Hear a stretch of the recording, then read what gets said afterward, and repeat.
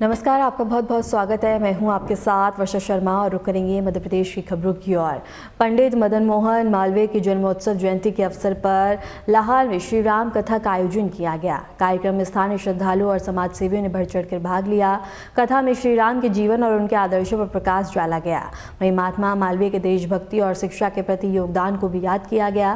कार्यक्रम का उद्देश्य लोगों में धार्मिक, नैतिक और सामाजिक चेतना का प्रसार करना बताया गया।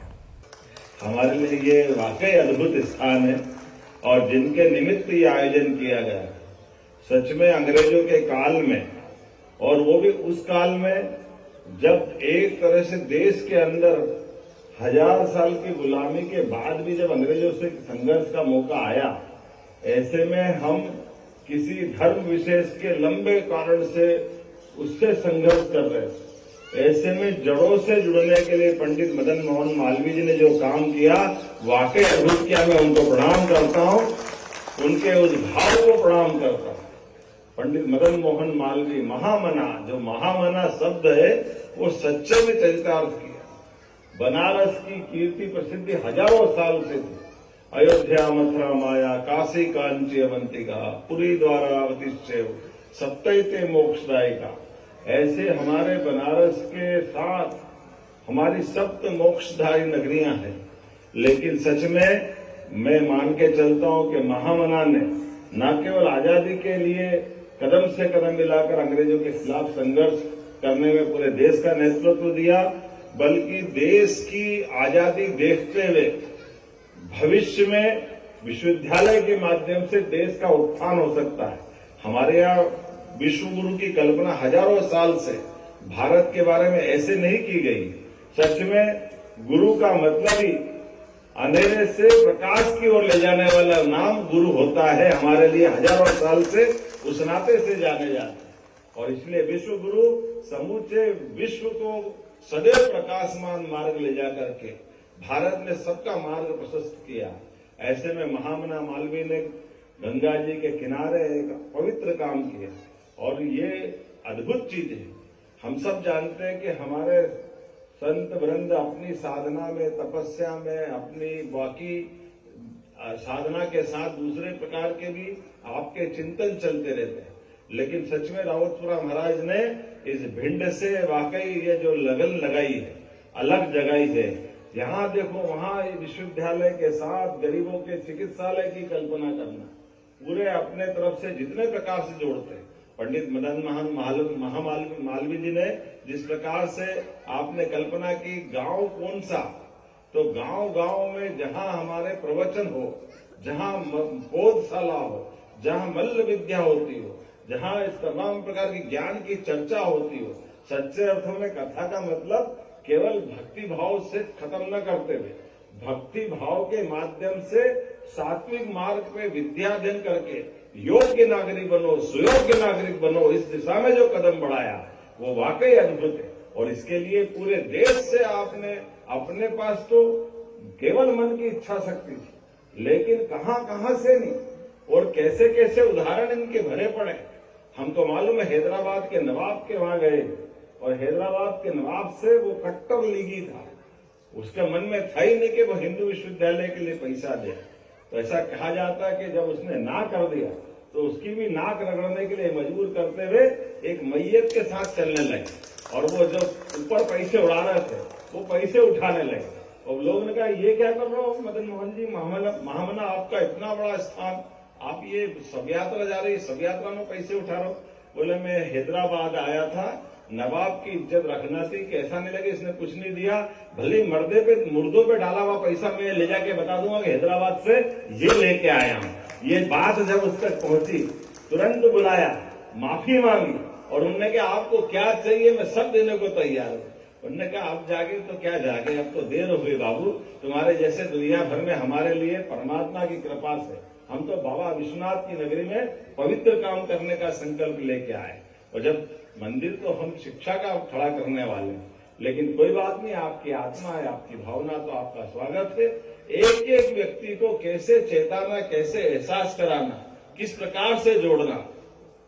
आज काशी विश्व हिंदू परिषद, काशी हमारा वो हिंदू विश्वविद्यालय का जिस प्रकार से विद्यार्थी निकल करके देश और दुनिया में अपना नाम कमा रहे हैं, इसी प्रकार से रावतपुरा विश्वविद्यालय के लोग भी अपना नाम कमा रहे हैं। हमारे बीच में तो हमने महामना को नहीं देखा, लेकिन महाराज जी को देखा तो सब कुछ मिल गया ऐसा लगता है, इतना आनंद आता है, इतने निश्चलता से, इतनी सरलता से। और ऐसे क्षेत्र में वास्तव में जहां गोलियों की आवाज आती हो कि महाराज जी ने अलख निरंजन करा कैसे होगा, अपना तो दिमाग ही काम नहीं करता है। क्या दुनिया है। लेकिन आग में बाग लगाना हमने मुहावरा सुना था, लेकिन आग में बाग नहीं लगाया, आग में स्वर्गलोक बना दे, ये कौन कर सकता, केवल महाराज जी कर सकते। सच में एक बार फिर मैं आपका वंदन करता हूं, अभिनंदन करता हूं, महामना मदन मोहन मालवीय जी को स्मरण करते हुए, और मध्य प्रदेश सरकार की ओर से भी आपका वंदन अभिनंदन करता हूं। और महाराज जी, हमारी सरकार भी लगातार जन कल्याणकारी कामों में लगी हुई है और एक एक चीज वो भी करते जा रहे हैं, जिसके कारण से सनातन संस्कृति भी गौरवान्वित हो और हमारा गौरवशाली अतीत। इसलिए हमारा स्लोगन भी है, विरासत से विकास की ओर। केवल विकास की बात करेंगे तो बात नहीं बनेगी, इसलिए एक एक करके वो सारे निर्णय करते जा रहे हैं। जैसे हमने हमारे सभी वाइस चांसलर के नाम, कुलपति के नाम, सर टाइम हो गया, बहुत बार हो गया, चलो जा ही रहे, तो हमने अपने कुलपतियों के नाम बदल करके उनको कुलगुरु के रूप में स्थापित किया कि हमारे वाइस चांसलर को कुलगुरु कहा जाएगा। क्योंकि ये बात सही है, हम जब जैसे ही कुलगुरु कहते हैं तो कुलगुरु कहते ही वो अलग प्रकार का एहसास हमको हो जाता है। ऐसी एक भी भगवान कृष्ण की जहां जहां लीला हुई, प्रत्येक स्थान को भगवान कृष्ण के तीर्थ की तरह प्राप्त। जब द्वारका का आनंद है, मथुरा का आनंद है, तो हमारे सांदीपनि आश्रम से लेकर कृष्ण सुदामा धाम तक जहां जहां गोपाल कृष्ण की लीला हुई, उस स्थान का आनंद क्यों नहीं होना चाहिए। और जब इसकी बात करता हूं तो चित्रकूट को कैसे भूल सकता हूं। हर वो स्थान जहां जहां भगवान की लीलाएं हुई, भगवान राम और कृष्ण के प्रत्यक्ष साक्षात्कार यहाँ हुआ।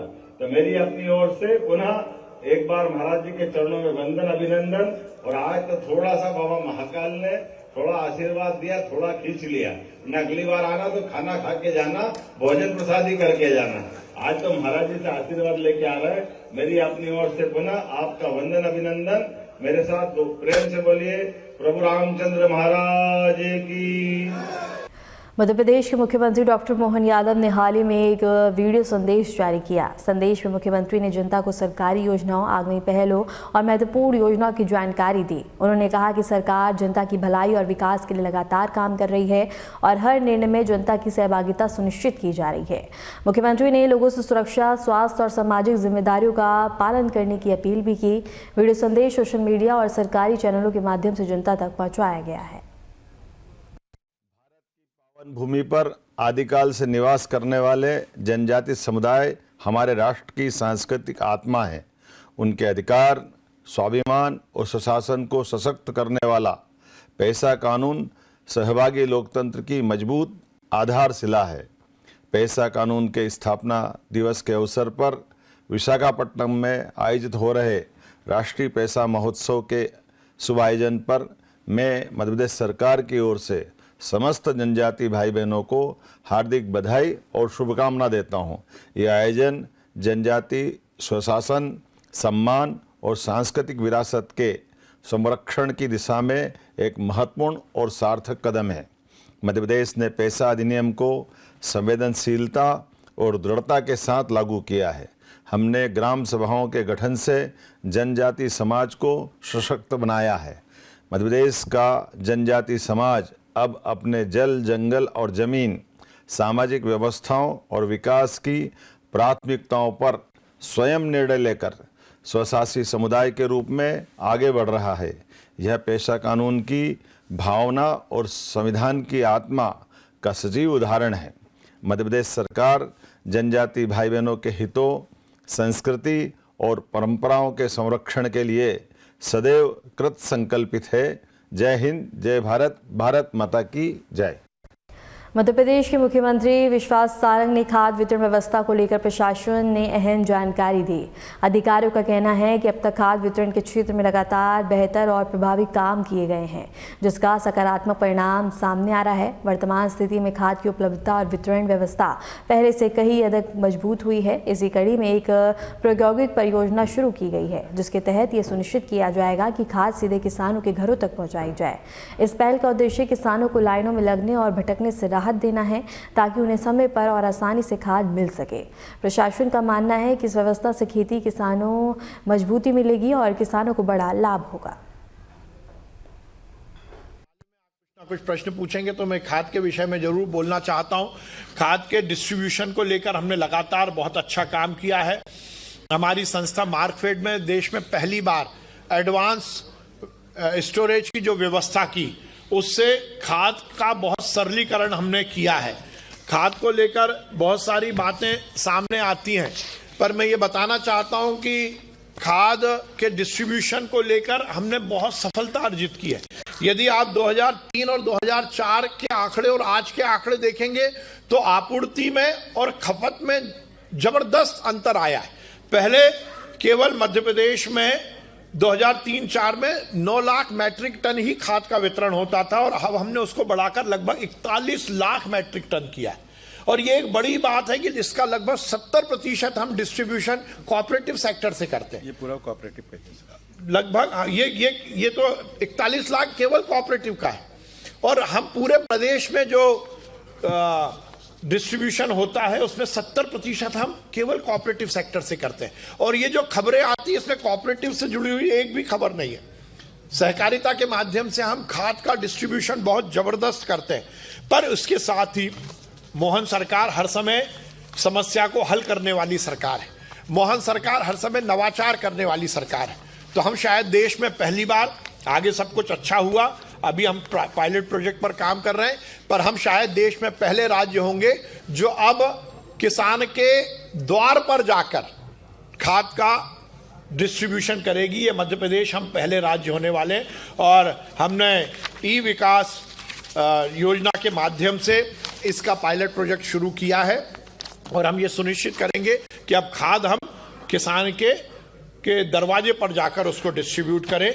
हम ये कुछ 2 साल की मैंने दोनों, 1 मिनट में पूरा तो कर लूं। आज मैंने ये दोनों विभाग की 2 साल की उपलब्धियां आपके सामने बताई हैं और मैं आपके सामने इस बात का पुनः संकल्प लेता हूं। भारतीय जनता पार्टी की सरकार डॉक्टर मोहन यादव जी के नेतृत्व में मध्य प्रदेश में आमूल-चूल परिवर्तन करने के लिए कटिबद्ध है और दोनों विभाग के माध्यम से हम मध्य प्रदेश में विकास के नए आयाम स्थापित करेंगे। बहुत बहुत धन्यवाद। मध्य प्रदेश के मंत्री विश्वास सारंग ने कहा कि घोटाले और धोखाधड़ी की खबरें प्रशासन तक पहुंचती हैं, लेकिन इसका असर किसानों पर नहीं पड़ना चाहिए। उन्होंने कहा कि यदि किसी अधिकारी या कर्मचारी की गलती से अनियमितता होती है तो किसानों को समय पर बीज और उर्वरक उपलब्ध कराए जाएंगे और उन व्यवस्था का पूरा लाभ मिलेगा। मंत्री ने यह भी बताया कि राज्य में सहकारी क्षेत्र के चुनाव जरूरी हैं और इन्हें कहीं भी रोका नहीं गया। मध्य प्रदेश में लगभग 54,000 सहकारी समितियां सक्रिय हैं।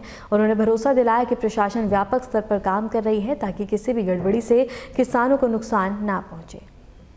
घपले और घोटाले की खबरें आती हैं और उसका सीधा प्रभाव हमारे किसानों को पड़ता है। जो सोसाइटी में कुछ गड़बड़ हो जाती है, वो किसान जिसका कि उस घपले में कोई लेना देना नहीं है, पर उसके बाद भी उस पर उसका बैड इफेक्ट पड़ता है, तो हम जल्द से जल्द किसानों को न्याय दिलाने के लिए उन सोसाइटी में एक न्याय योजना लेके आ रहे हैं, किसान न्याय योजना। और उसके माध्यम से हम ये सुनिश्चित करेंगे कि यदि किसी कर्मचारी अधिकारी के कारण कोई घपला घोटाला हुआ है तो उसका विपरीत प्रभाव हमारे किसानों को ना पड़े और उनको समय से बीज और खाद मिल सके। उसके साथ ही हम दोनों विषय में, चाहे हमारी कोऑपरेटिव सोसाइटी हो या फिर हमारी किसान हो, उनके यदि लोन से संबंधित कोई इश्यूज हैं तो उसको हम बहुत ही सरल OTS योजना हम जल्द से जल्द लेके आने वाले हैं।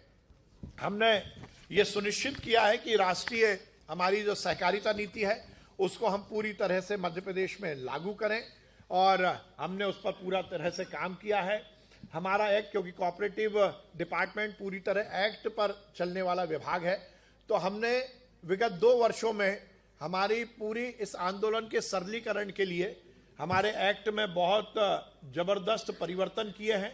हमने ये सुनिश्चित किया है कि रजिस्ट्रेशन से लेकर ऑडिट तक और ऑडिट से लेकर चुनाव तक सभी हमारे कोऑपरेटिव सेक्टर की जो व्यवस्थाएं हैं उसका सरलीकरण हो। हमने ये सुनिश्चित किया है कि एक्ट में यदि कोई ऐसी स्थिति हो जिससे कि इस पूरे आंदोलन में कहीं कॉम्प्लेक्स या कहीं ऐसी स्थिति पैदा होती है जो कि व्यवस्थाओं को गड़बड़ करती है, तो उसमें हमने पूरी तरह से परिवर्तन किया है। हमने ये सुनिश्चित किया है कि आगे आने वाले समय में हम ये पूरी तरह से निर्धारित करेंगे कि हम सहकारी आंदोलन को नीचे तक पहुंचाएं और उसमें युवाओं की भागीदारी को हम और सुनिश्चितता के साथ लागू करना चाहते हैं। मुझे ये बताते हुए बहुत प्रसन्नता है कि हमने विगत वर्ष में हमारी जो कोऑपरेटिव सोसाइटी का जो लगभग 54,000 है मध्य प्रदेश में, उसका जो ऑडिट है वो ऑनलाइन हमने किया है। देश में हमने नंबर 1 पर आने में इसमें सफलता अर्जित की है। सहकारी आंदोलन नीचे तक पहुंचे, सहकारी आंदोलन के माध्यम से गांव की और शहर की इकोनॉमी और अच्छी हो, किसानों को उनकी खेती में और फायदा हो, उसको लेकर हम पूरी तरह से काम कर रहे हैं। नहीं, मुझे लगता है कि आप थोड़े से कंफ्यूज हो रहे हैं। चुनाव मध्य प्रदेश में चल रहे हैं, कोऑपरेटिव सेक्टर के चुनाव कहीं नहीं रुके हैं। मध्य प्रदेश में लगभग 54,000 कोऑपरेटिव सोसाइटीज हैं और 54,000 कोऑपरेटिव में से केवल पैक्स के चुनाव को लेकर यह संबंधित है। कोऑपरेटिव मूवमेंट केवल पैक्स नहीं है, कोऑपरेटिव मूवमेंट बड़ा है। 54,000 सोसाइटीज हैं। दूध के चुनाव, दुग्ध संघ के चुनाव हो रहे हैं, वनोपज संघ के चुनाव हो रहे हैं, बाकी हाउसिंग सोसाइटीज के चुनाव हो रहे हैं। पैक्स से चुनाव से रिलेटेड बहुत सारे न्यायालय के विषय हैं, वो भी हम जल्द से जल्द करेंगे। मध्य प्रदेश के मंत्री विश्वास सारंग ने बताया कि सहकारी क्षेत्र के चुनाव पूरी तरह से सुचारू रूप से जारी और किसी भी स्तर पर इन्हें रोका नहीं गया। राज्य में करीब 54,000 सहकारी समितियां हैं जहां तय प्रक्रिया के अनुसार चुनाव कराए जा रहे हैं। प्रशासन के अनुसार चुनाव प्रक्रिया पारदर्शी और शांतिपूर्ण तरीके से संचालित की जा रही है। मतदाताओं की सुविधा और कानून व्यवस्था बनाए रखने के लिए आवश्यक प्रबंधन किए गए हैं ताकि सहकारी संस्थाओं में लोकतांत्रिक व्यवस्था को मजबूत किया जा सके। कंफ्यूज हो रहे हैं। चुनाव मध्य प्रदेश में चल रहे हैं, कोऑपरेटिव सेक्टर के चुनाव कहीं नहीं रुके हैं। मध्य प्रदेश में लगभग 54,000 कोऑपरेटिव सोसाइटीज हैं और 54,000 कोऑपरेटिव में से केवल पैक्स के चुनाव को लेकर यह संबंधित है। कोऑपरेटिव मूवमेंट केवल पैक्स नहीं है, कोऑपरेटिव मूवमेंट बड़ा है। 54,000 सोसाइटीज हैं। दूध के चुनाव, दुग्ध संघ के चुनाव हो रहे हैं, वनोपज संघ के चुनाव हो रहे हैं, बाकी हाउसिंग सोसाइटीज के चुनाव हो रहे हैं। पैक्स से चुनाव से रिलेटेड बहुत सारे न्यायालय के विषय हैं, वो भी हम जल्द से जल्द। खाद्य नागरिक आपूर्ति एवं उपभोक्ता मंत्री गोविंद राजपूत ने अपने 2 साल के रिपोर्ट कार्ड में बताया कि प्रधानमंत्री गरीब कल्याण अन्न योजना के तहत 5.25 करोड़ से अधिक हितग्राहकों को 22,800 करोड़ रुपए का निःशुल्क अनाज वितरित किया गया। ई-श्रम पोर्टल पर असंगठित एवं प्रवासी श्रमिकों को राशन की सुविधा दी गई है। केंद्रों की संख्या में बता दें कि 259 से बढ़कर 308 की गई है और हितग्राहकों को मोबाइल पर SMS के जरिए राशन वितरण की जानकारी दी जा रही है। One nation one ration card योजना के तहत लगभग 16 लाख परिवारों को राशन उपलब्ध करवाया गया है और इसके साथ ही अभियान के तहत अब तक 4.97 करोड़ हितग्राहकों की पहचान सुनिश्चित की गई है। इस दौरान 35 लाख अपात्र, डुप्लीकेट और मृत हितग्राहकों के नाम हटाए गए हैं। जन पोषण केंद्र और परिवहन सुधार से लागत में बचत हुई है और गोदाम कर्मियों के कौशल उन्नयन के लिए प्रशिक्षण शुरू किया गया है। कई शिकायत आती थी कि हमारी पात्रता पर्ची नहीं मिली है, तो हमारे विभाग ने, हम लोगों ने कड़ी मेहनत करके करीब 14 लाख नई पात्रता पर्ची भी हमने बनाई है, जो हम मुफ्त हमने दी है। इसके अलावा भी अगर कहीं आवश्यकता है तो पर्ची बनाने का काम जारी है। व्यक्ति राशन की दुकान पर जाए, अपना KYC कराए और पर्ची उसको मिलना शुरू हो जाए। मित्रों, one nation one ration card ये बहुत बड़ा महत्वपूर्ण कार्य इस प्रदेश में और देश में हुआ है। पहले हमारे यहाँ के मजदूर लोग या आम व्यक्ति जो मध्य प्रदेश के बाहर जाते थे तो उनको राशन नहीं मिलता था, या दूसरे प्रदेश के लोग हमारे प्रदेश में आते थे तो उन्हें राशन नहीं मिलता था। पर वन नेशन वन कार्ड के द्वारा ये बहुत बड़ी व्यवस्था लागू हुई और इसमें उपलब्धि भी मिली। प्रति माह हमने करीब लगभग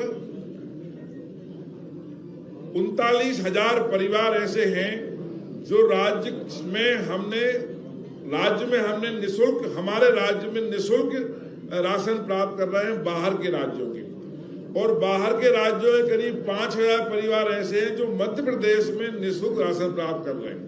ये वन नेशन वन कार्ड के द्वारा ही संभव हो सका है। मित्रों, वेयर हाउसिंग कॉर्पोरेशन में संचालित गतिविधियों को हमने रियल टाइम मॉनिटरिंग हो, इसकी व्यवस्था भी की है। इसके लिए भी हमने 3 ऐप लॉन्च किए हैं। पहला नमी मापक ऐप, इस ऐप के द्वारा हम एफसीआई के मापदंड अनुसार अनाज में नमी की कमी अधिकता नापने का काम करेंगे।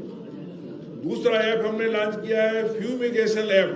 इस ऐप के द्वारा हम भंडारित अनाज में समय समय पर दवाओं के छिड़काव का भी हम पर्याप्त मात्रा में देखेंगे, पर्यवेक्षण करेंगे।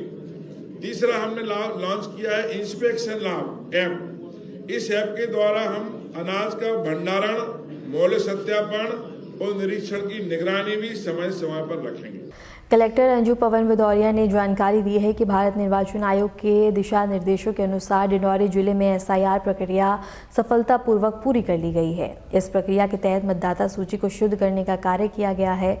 कलेक्टर के अनुसार एसआईआर के दौरान मतदाता सूची से करीब 20,000 नाम हटाए जा रहे हैं। इसमें लगभग 10,000 ऐसे मतदाता हैं जिनका निधन हो चुका है। करीब 2,000 मतदाता जिले से बाहर अन्य स्थानों पर चले गए हैं, जबकि लगभग 4,000 मामलों में डुप्लीकेट प्रविष्टियां पाई गई हैं। शेष मामलों में जांच के बाद कार्रवाई की गई है। उन्होंने कहा कि इस प्रक्रिया का उद्देश्य निष्पक्ष और पारदर्शी चुनाव सुनिश्चित करना है, ताकि केवल पात्र मतदाताओं के नाम ही मतदाता सूची में शामिल रहे। दिशा निर्देशों के अनुसार डिंडोरी जिले में एसआईआर का काम पूर्ण हुआ और आज जो हमारी अंतरिम मतदाता सूची है उसका प्रकाशन भी कर दिया गया है। उसमें लगभग पूरे जिले से 20,000 लोगों के नाम जो हैं वो अभी काटे जा रहे हैं। उसमें 10,000 लोग ऐसे हैं जो मृत हो गए हैं, 2,000 लोग ऐसे हैं जो कि यहाँ से परमानेंटली शिफ्ट हो गए हैं। इस तरह से अलग अलग श्रेणियों के हैं, जिसके 4,000 लोग ऐसे हैं जिनके डबल नाम थे। तो अभी अगले 40 दिन हमारे पास है, उसमें हम लोगों को नोटिस देंगे और अगर कोई व्यक्ति उस समय अपना दावा नहीं पेश कर पाया था तो उनकी जांच करके उनके नाम भी पुनः जोड़े जा सकेंगे। एम्स के बाहर कांग्रेस ने मरीजों और उनके परिजनों को हो रही समस्याओं के खिलाफ जोरदार प्रदर्शन किया।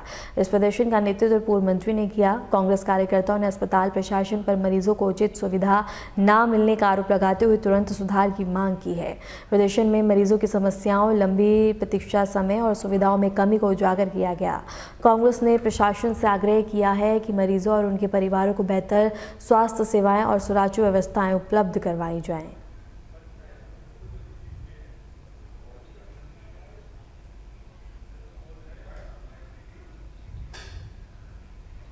मध्य प्रदेश में शीतलहर का दौर जारी है और ठंड ने लोगों की परेशानियां बढ़ा दी हैं। मौसम विभाग के अनुसार प्रदेश के 22 शहरों में न्यूनतम तापमान 10 डिग्री से नीचे दर्ज किया गया है। सतना, रीवा, दमोह और खुजराहो में घना कोहरा छाया हुआ है, जिससे यात्रियों और वाहन चालकों को कठिनाइयों का सामना करना पड़ रहा है। मंदसौर में रात का तापमान 5.7 डिग्री दर्ज किया गया, जबकि पहाड़ी इलाकों में हो रही बर्फबारी का असर पूरे प्रदेश के मौसम पर देखा जा रहा है। अगले 2 दिनों में तापमान में और गिरावट की संभावना है, इसलिए लोगों को ठंड से बचाव के लिए सावधानी बरतने की सलाह दी गई है।